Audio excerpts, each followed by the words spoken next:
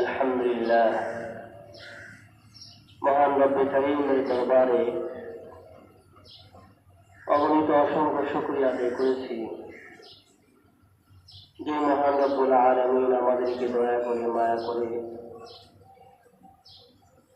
সপ্তাহের সেরা দিন জুমার দিনে পৃথিবীর সবচেয়ে দামি জায়গা আল্লাহর ঘর মসজিদে ইমামের মতো সবচেয়ে বড় দৌলত দিয়ে নবী মুহাম্মদ রাসূলুল্লাহ সাল্লাল্লাহু আলাইহি ওয়াসাল্লামের উম্মত হিসেবে গ্রহণ করে আল্লাহ তাআলা আমাদেরকে মসজিদে পাঠিয়েছেন।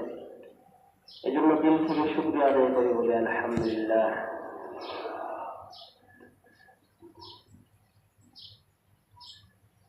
আমরা এতদিন যাবৎ আলোচনা শুনেছিলাম আল্লাহ তাআলার সাথে ভালোবাসা তৈরি করা, মহব্বত তৈরি করা। দুনিয়ার সমস্ত ভালোবাসা একদিন,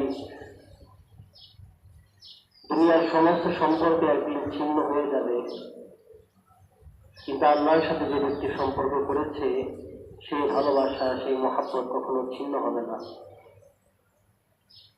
আল্লাহ তাআলার ভালোবাসার মধ্যে একটা হলো আল্লাহ তাআলা যা পছন্দ করেন বান্দাও সেটা পছন্দ করা।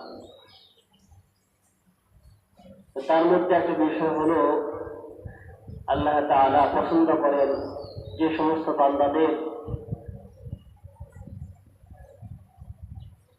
আর্থিক সামর্থ্য আছে, এই সমস্ত বান্দারা আল্লাহর ঘর